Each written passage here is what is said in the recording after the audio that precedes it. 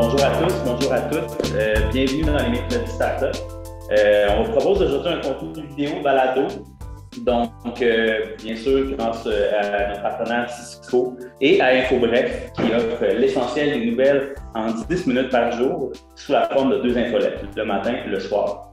Abonnez-vous si jamais vous n'êtes pas abonné, hein, c'est un appel à tous. Ce mois-ci, on est heureux d'accueillir une grande partie de nos invités en direct. Donc, on est 4. On a également une collègue qu'on va regarder des fois à l'écran, là, pour ceux qui nous regardent en vidéo. Parce qu'Émilie sera sur le grand écran, un peu comme dans 1984. Mais vous aurez la bonne grâce d'avoir le montage vidéo qui nous montrera Émilie au bon moment.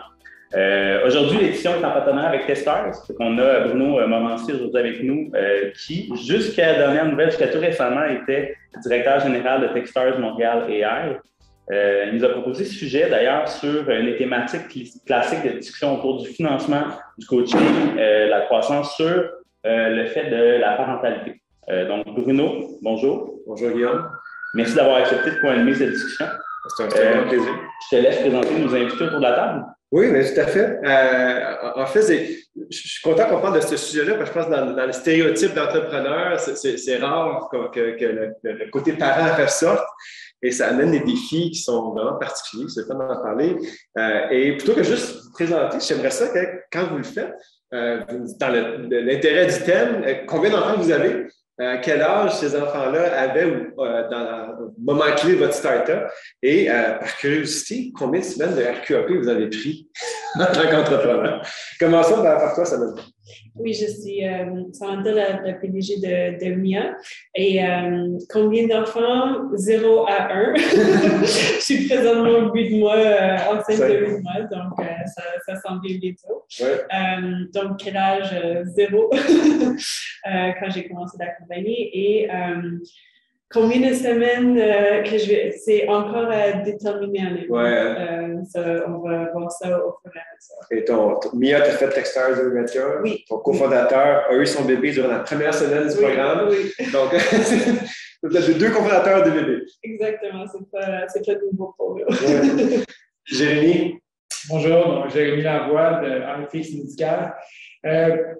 Moi, j'en ai 2. Le dernier, qui ont maintenant 3 puis 8 ans, le dernier est né au début de la compagnie, donc juste quelques mois après qu'on ait fondé la compagnie. C'est quelque chose, on va en parler. Puis, j'ai pas pris de RQAP officiellement. Par contre, j'ai jamais manqué un rendez-vous au médecin, autant pour ma femme enceinte que pour les pédiatres des enfants. Puis, on va parler, mais je pense que cet aspect-là de flexibilité, d'être toujours là, mais pas besoin d'être toujours là à 100%, mais c'est important. Tu as fait Techstars en 2018. Oui. En fait, le panel au complet a fait Techstars à Montréal. Émilie. Bonjour, je suis Émilie, je suis PDG de Wellseeker. J'ai une fille qui a 5 ans. Elle avait même pas 1 an quand j'ai commencé Wellseeker. Et moi, j'ai fait un peu le rêve des entrepreneurs, c'est que j'ai pu prendre mes 50 semaines et à la fin des 50 semaines, j'ai démarré Wellseeker. Donc, c'est intéressant, c'est le fun. Moi, Bruno, avant de joindre Techstars, j'ai été entrepreneur. J'avais ma dernière compagnie, j'avais fondé Contextio.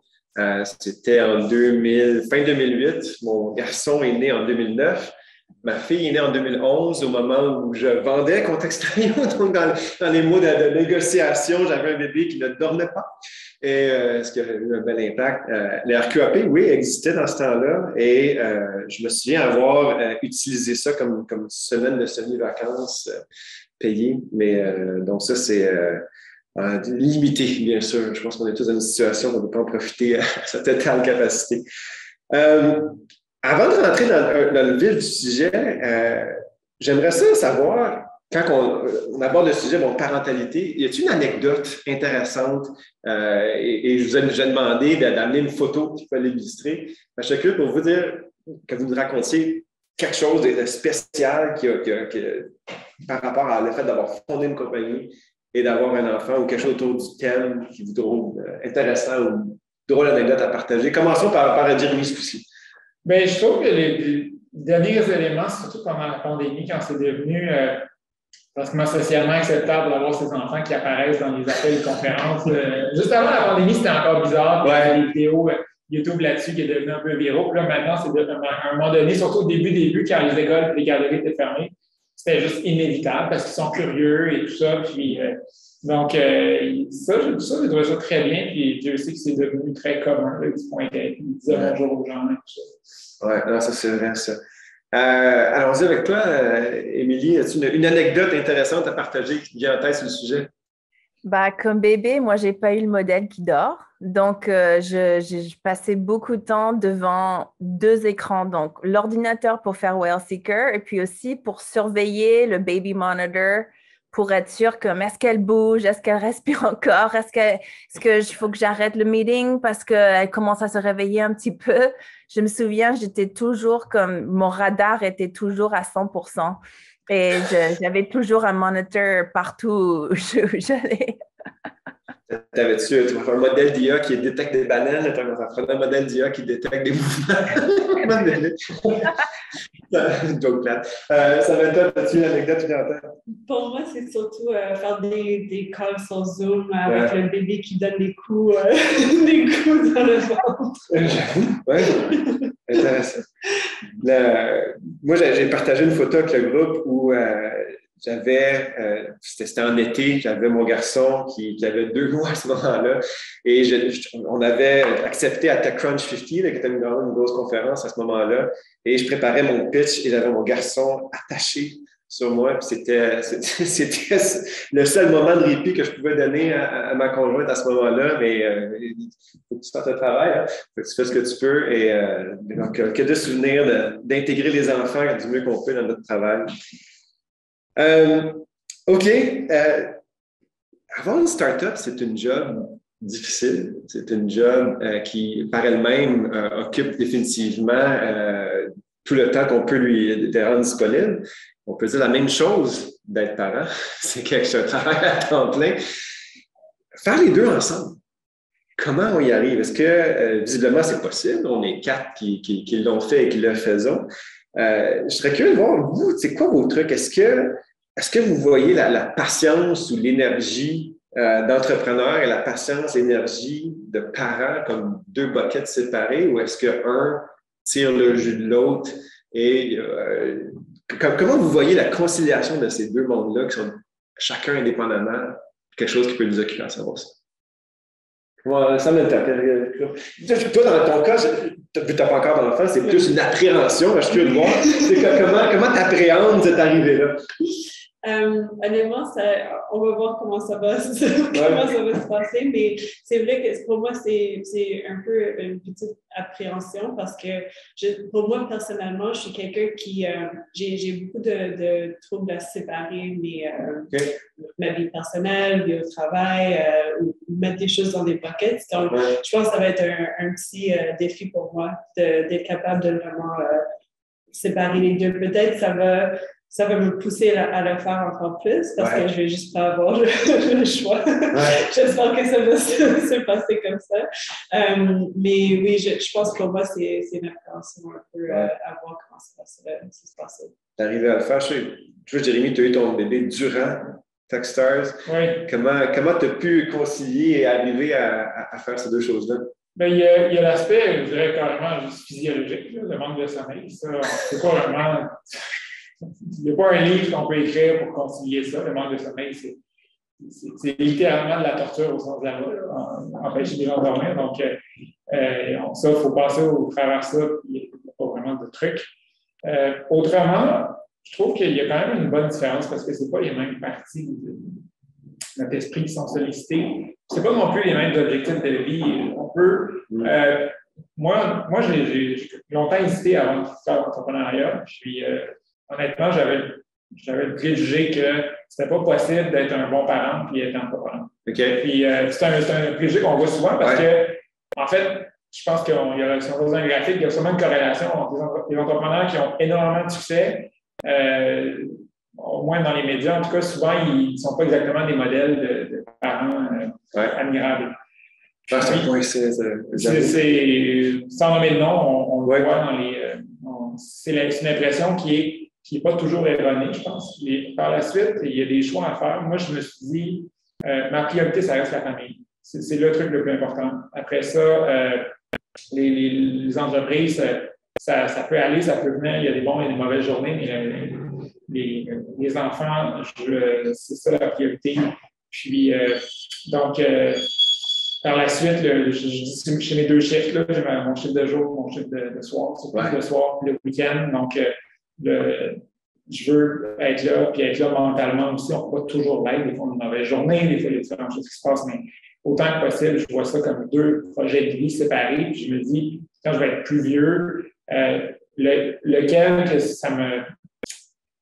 qui m'attristerait le plus d'avoir échoué dans ces deux projets de vie, par exemple, la famille puis le travail, mais je pense que la réponse va être assez évidente quand on y pense. Là. Il doit y avoir beaucoup de monde qui disent « Ah, mes enfants ne veulent rien savoir de moi, mais… » J'ai réussi la compagnie. Beaucoup d'entrepreneurs sont entrepreneurs parce qu'ils veulent être chefs de leur propre entreprise. Est-ce que c'est quelque chose qui aide quand on parle d'une compagnie? Est-ce que le fait d'être le patron fait en sorte que c'est plus facile à concilier que ça serait si on avait un réel patron? Moi, je trouve que tous les livres que j'ai lus, d'être bon parent, d'être une bonne maman, de dealer avec toutes les difficultés, le sommeil, le développement d'un petit cerveau, de toutes les stratégies de patience, de naviguer tout ça, m'ont énormément aidé dans ma tâche de chef de compagnie parce que ça donne des exemples concrets. Comment est-ce que tu peux réellement écouter quelqu'un? Est-ce que quelqu'un veut juste vanter? Est-ce que quelqu'un a besoin d'une solution? Et je trouve que je me penche vraiment sur tous les livres de bébé, maman que j'ai lus pour être une bonne maman et qu'en réalité, ça me sert beaucoup dans les deux rôles. Est-ce qu'on arrive à vraiment séparer les deux rôles? Est-ce que c'est possible ou est-ce que, surtout avec la COVID, a tellement mis les deux ensemble, on est constamment dans les deux mondes, à quel point on est capable de dire, ben là, je suis un parent et là, je suis un entrepreneur, ou est-ce que c'est sain de le faire ou est-ce qu'au contraire, c'est deux choses que vous gardez séparées ou c'est deux choses qui s'entrecroisent constamment?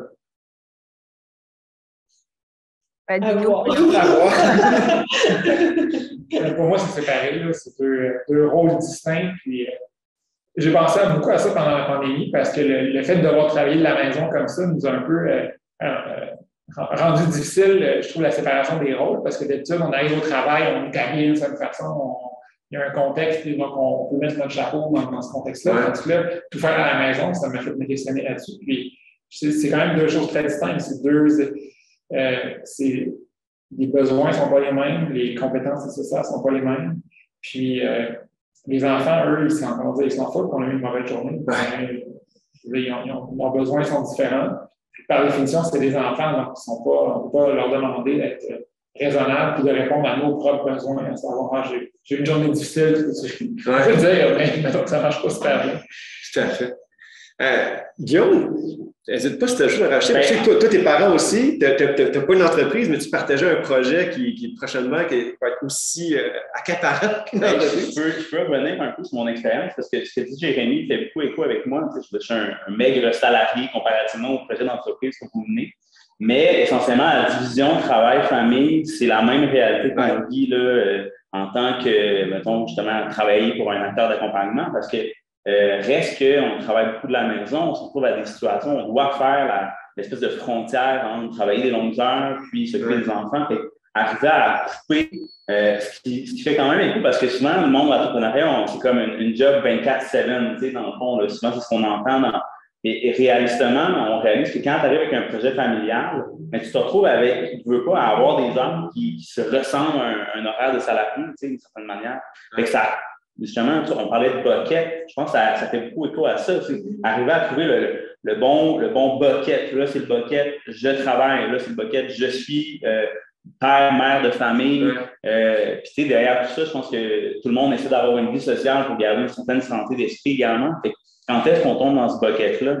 C'est une réalité que je comprends beaucoup. Puis, moi, ma réalité est différente de la vôtre, mais j'ai 2 enfants à bas âge, 2 ans et demi, 8 mois. Ma réalité était que j'ai travaillé en agence, puis moi, des longues heures, c'est un peu le même phénomène, c'est-à-dire que le clock n'arrête pas quand le client a besoin d'aide parce qu'on est du support. Et nécessairement, ça fait que des longues heures, j'ai compris ça. Puis avec la COVID, ça a été une réalité qui était bien différente. Peut-être que vous le comprenez également, c'est qu'il arrive une situation où tes enfants vont peut-être à la garderie. COVID arrive, la garderie, tu peux pas avoir ton enfant. Essaie de mener un projet d'entreprise qui te dit j'ai des meetings 8, 2, 3 avec des investisseurs, là, mon enfant est là. C'est toute une réalité. J'imagine que ça doit être une réalité que tu as vécue, Bruno, probablement également. Là. Oui, mais tu sais, c'est clair que le système de support que tu peux établir autour, que ce soit ta conjointe, tes parents, des amis, je pense que tu n'as pas le choix. Ça reste que il y a 24 heures dans une journée. Là, tu les partages comme tu peux. Je pense que le concept du deuxième shift qu'on a tous, que durant la journée, on essaie le plus possible de travailler. Après ça, il y a 2-3 heures qu'on s'occupe du souper, qu'on s'occupe de donner les bains, qu'on s'occupe de faire. Alors, une fois que les enfants sont au lit, ben là, ce soir, devant la télé, regarder les Canadiens, ben, on retourne au laptop, on répond des emails. Je pense qu'à peu près tous les parents sont dans cette vie-là.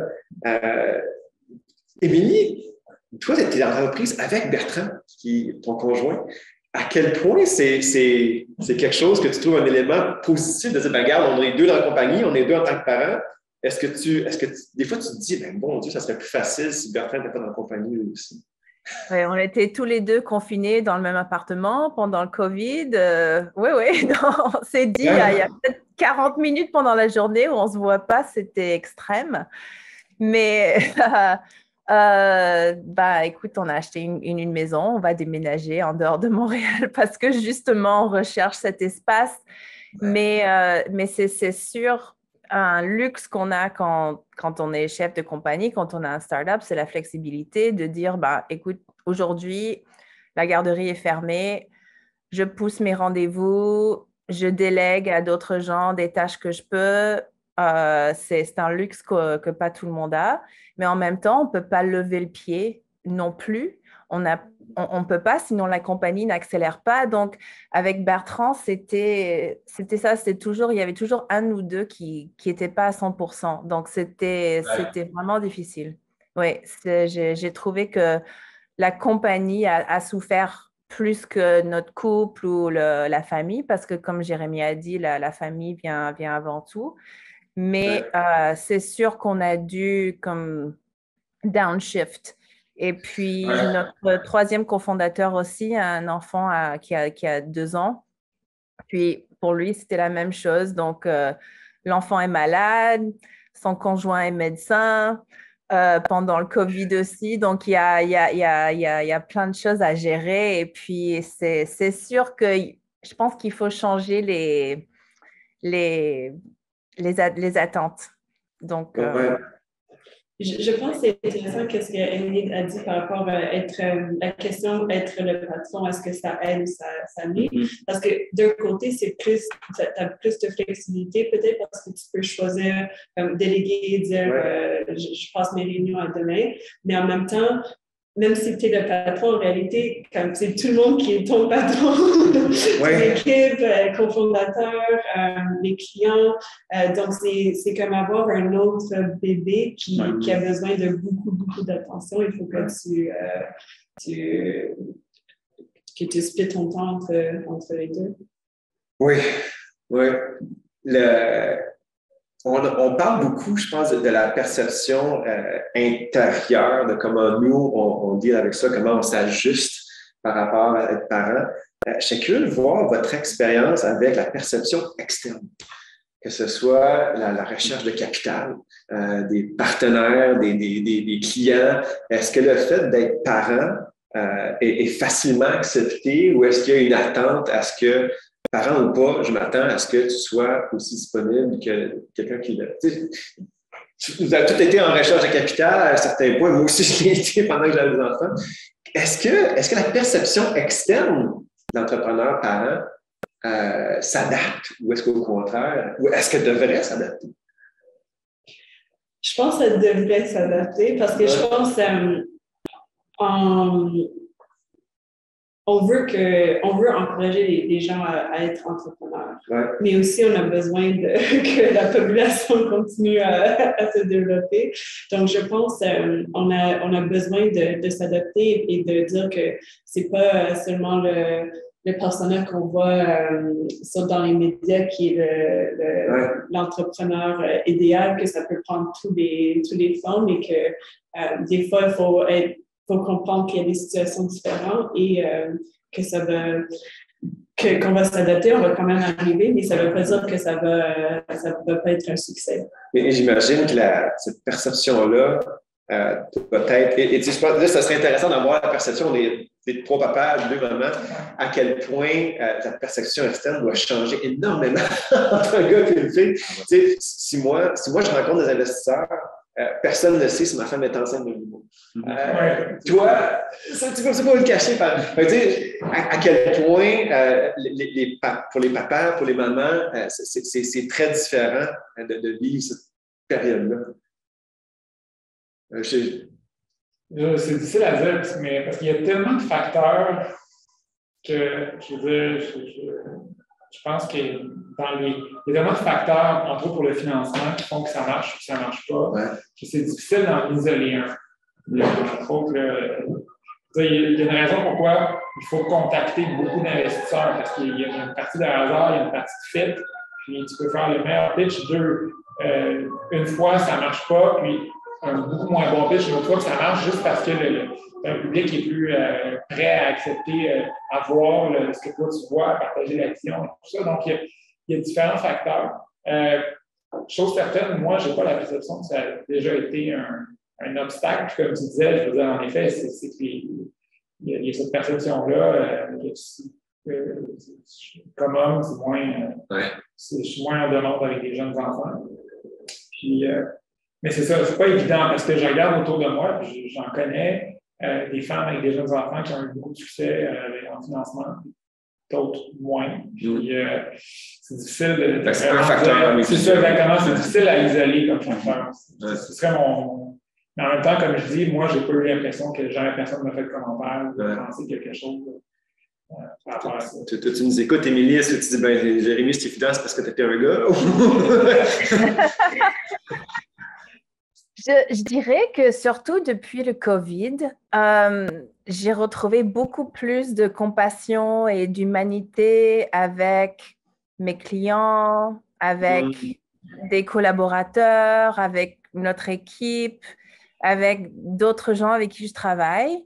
Mais je n'ai pas du tout ce même ressenti en chercher des fonds, pour chercher des investisseurs. Je trouve qu'il y a encore c'est comme un rasoir et tu ne peux pas montrer de faiblesse et pas d'humanité, mais en même temps, ils veulent savoir que tu es une bonne personne. Et donc, il y a cette juxtaposition que je trouve difficile à réconcilier. Oui, pour pousser le thème un peu plus loin, en tant que papa, qu'est-ce qu'il y a d'unique ou en tant que maman? Moi, je me rappelle beaucoup des choses, des startups, surtout en temps pré-COVID, c'est des 5 à 7.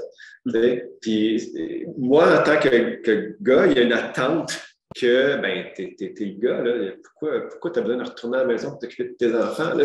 Puis, je pense que c'est moins pire ici que celui aux États-Unis où tu as le bébé, puis le lendemain, tu retournes au bureau, il n'y a pas de raison. Au moins, nous, quand même, il y a une attente que le papa est impliqué.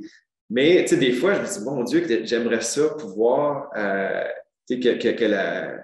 le modèle social accepte ne soit pas surpris du papa impliqué ou qui veut s'impliquer et qui veut peut-être, non, je n'irai pas au 5 à 7, je n'irai pas au cocktail. Pourquoi? Parce que je veux être à la maison occupé avec mes enfants. Jérémy, est-ce qu'en tant que père, des fois, il y a des choses que tu vois que ceux qui ne sont pas pères ne se rendent pas compte? Oui, absolument. Oui, puis moi-même, le fait de partir tôt et tout ça, j'ai des regards fâchés. Ça m'est arrivé, maintenant que ça a recommencé, ça m'est arrivé déjà.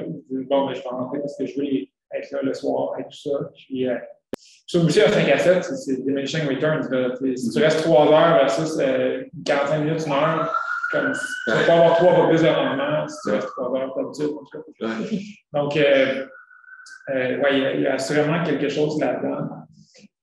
Puis, mais c'est pas, à un moment donné, comme, ça va te faire la différence. Même si quelqu'un te regarde un peu croche, parce que tu pars plus tôt, ou parce que tu ne pointes pas et tout ça, ultimement, comme tu disais, Émilie, c'est vraiment très.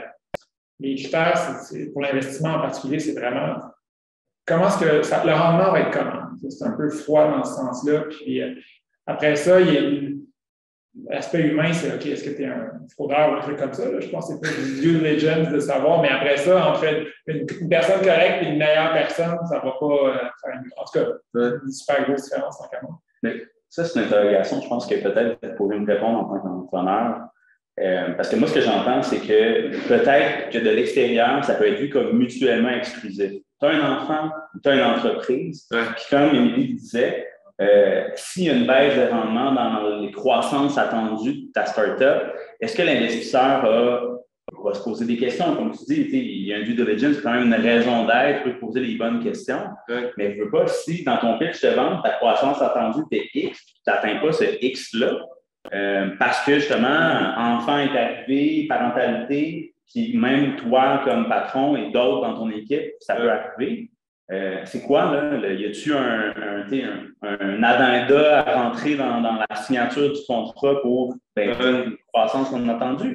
Moi, je me rappelle, j'avais posé la question à un mentor qui était chez un investisseur bien connu à Montréal, puis lui, il disait, tu sais, le fait d'être parent et entrepreneur, si tu es capable de concilier les deux, ça démontre une capacité à prioriser, une capacité à jongler énormément de demandes. Et ça, tout entrepreneur, qu'il soit parent ou pas, a à faire ça. Donc, il voyait que dans cet ordre-là, si visiblement tu es capable de le faire, tu es le genre de personne, quand ta compagnie va grandir, que la pression, que le nombre de choses, si tu es capable de concilier les parents et entrepreneurs, c'est un trait qui est probablement positif. Donc, c'est pas, je pense que plusieurs investisseurs qui peuvent voir ça d'un bon œil, parce que ça démontre une certaine capacité à concilier deux choses qui sont excessivement difficiles à concilier. Mais je suis curieux d'avoir, en tant que mère, y a-t-il des choses que tu dis, bon Dieu, que c'est injuste que moi, en tant que mère et entrepreneur, ou mère en devenir.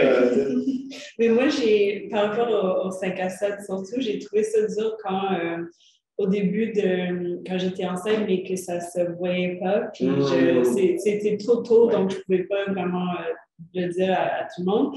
Et aller à des 5 à 7, puis pas boire, puis devoir inventer à chaque fois une nouvelle excuse pourquoi je ça, j'ai trouvé ça dur.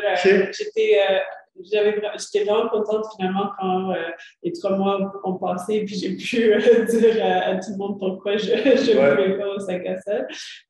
Mais je suis quand même allée puis comme j'ai pris de l'eau pétillante, des choses juste pour dire que je participais un peu dans le j'avoue que c'est besoin. Et toi, Émilie? Non, je trouve aussi que, surtout pendant la première période de grossesse où je me sentais fatiguée et sans excuse non plus, on ne peut pas dire que je me sens malade, je ne me sens pas bien, mais pourquoi je suis enceinte? C'est pas une raison qui est acceptée pourquoi tu es affaiblie, tu sais, d'une certaine part. Et puis aussi, je pense, le fait juste de... une période où c'est vraiment juste la maman qui peut faire les choses. Moi, j'ai allaité assez longtemps aussi, donc il y avait cette partie physique où il n'y avait pas de remplacement. Et donc, je me suis sentie vraiment vidée à la fin. Mais dans un certain point, heureusement qu'il y avait Well Seeker parce que c'était quelque chose qui était pour moi, pour mon cerveau, quelque chose qui me passionnait en tant qu'individu.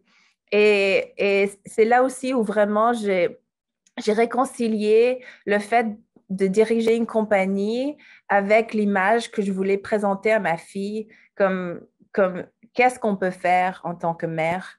Je ne vais pas dire qu'on peut tout faire, on ne peut pas tout faire, mais je voulais lui montrer qu'on pouvait gérer une compagnie avec beaucoup d'empathie, avec beaucoup de principes, de faire un bon profit, de suivre sa passion, d'être une bonne maman, d'être un bon ami, d'être un bon partenaire.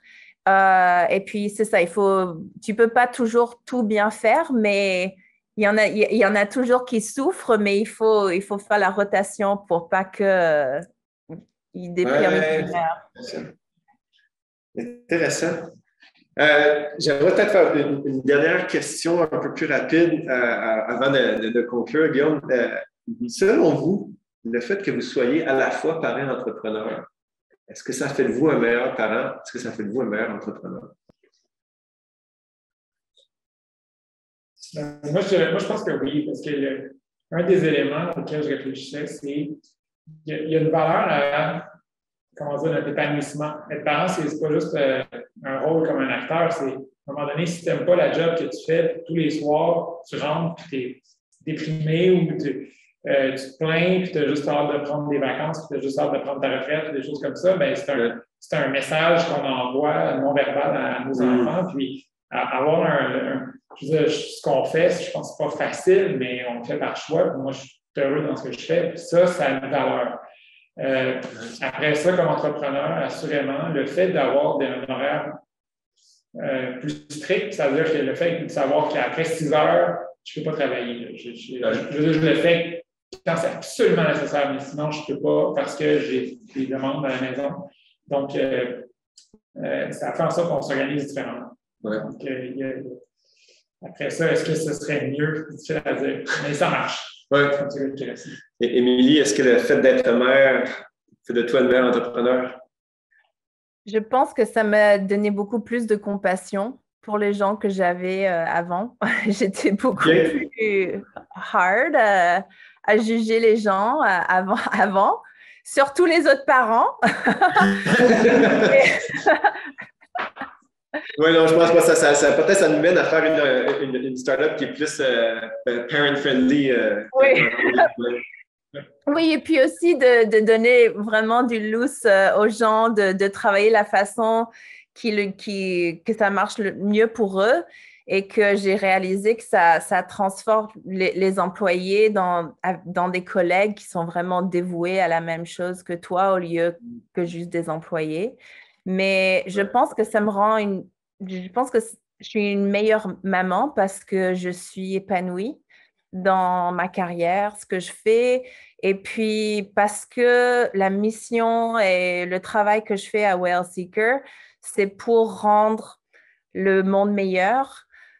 Ça me soulage aussi quand je lis les infos et je vois que c'est la catastrophe, c'est l'apocalypse partout. Je sais qu'au moins, je travaille sur un problème, j'essaye de vraiment de faire quelque chose de bien dans le monde et puis je pense que je suis une meilleure maman pour ça.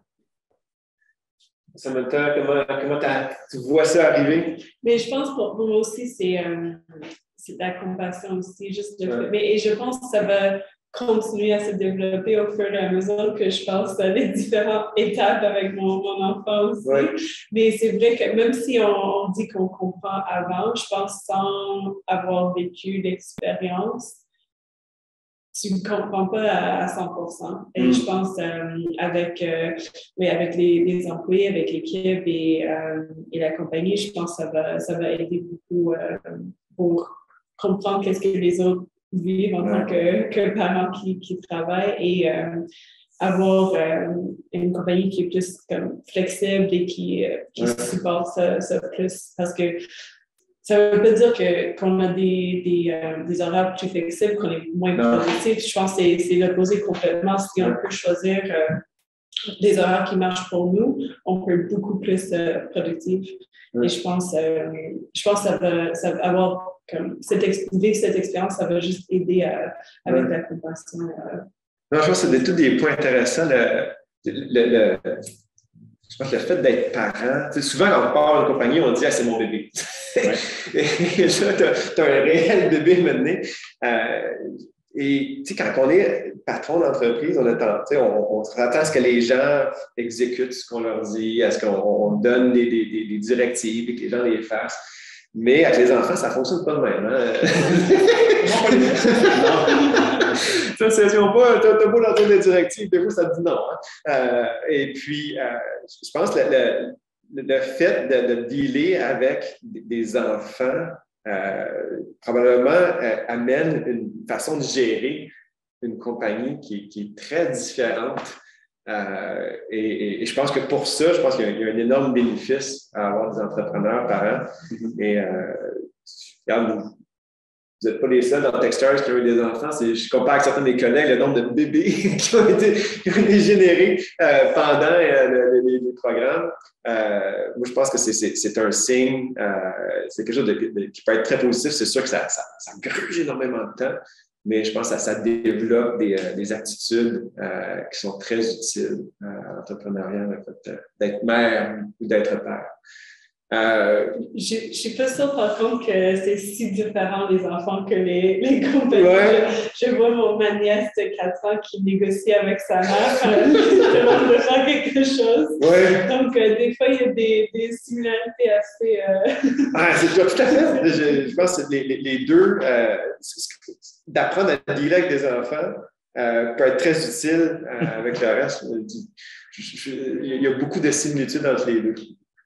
Je veux retomber sur ce qu'Émilie disait, parce que la notion d'impact, la notion de ne pas juste faire une entreprise pour avoir un gain économique positif, mais également d'amener une solution qui peut également avoir une tombée environnementale positive ou des retombées même sociales. Je pense que justement d'avoir des entrepreneurs qui sont également parents peut amener un peu plus cette notion importante de je ne veux pas juste faire un produit pour faire un produit. Parce qu'il y a assez de niaiseries qui existent, de bébelles dans la vie, qu'on n'a pas besoin d'une autre bébelle pour se polluer la vie. Je pense que ça peut aussi des fois amener une certaine conscientisation de l'impact dans l'entrepreneuriat. En tout cas, moi, c'est ce que j'entends chez Émilie. Je ne sais pas si vous avez la même... Dans le fond, que ça compense pour les heures en moins qu'on peut mettre. Ça va être une dynamique différente. J'ajouterais quelque chose aussi, c'est que être entrepreneur, il faut, si on veut avoir du succès, il faut répondre, il faut bien être à l'écoute du marché, des clients, de la technologie. Il faut savoir pivoter, répondre à des problèmes rapidement, agir vite.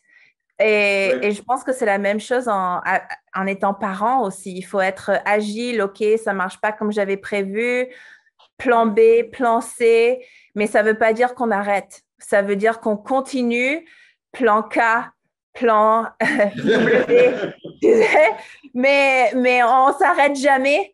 Et je pense que c'est un thème que je ressens beaucoup en tant que parent aussi qu'avec l'entreprise. OK, le monde a complètement changé depuis que ma fille est née et depuis que j'ai commencé Whale Seeker. Complètement. Now what? Oui, la capacité d'adaptation, de débrouillardise en temps réel.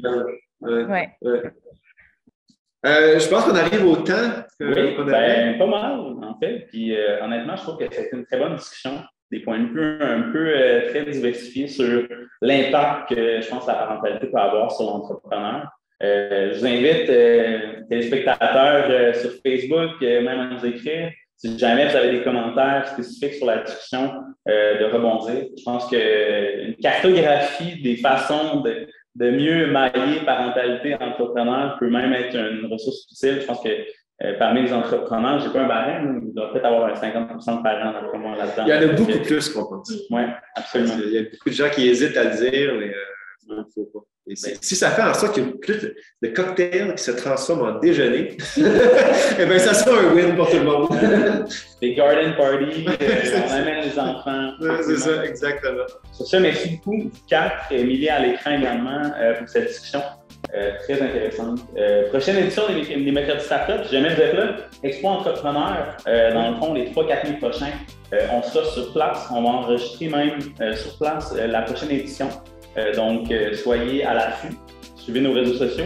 Puis on espère se voir au Sexe Entrepreneur. Peut-être moins Samantha qui est sur le point, mais on va s'informer. Merci encore. À bientôt. Merci.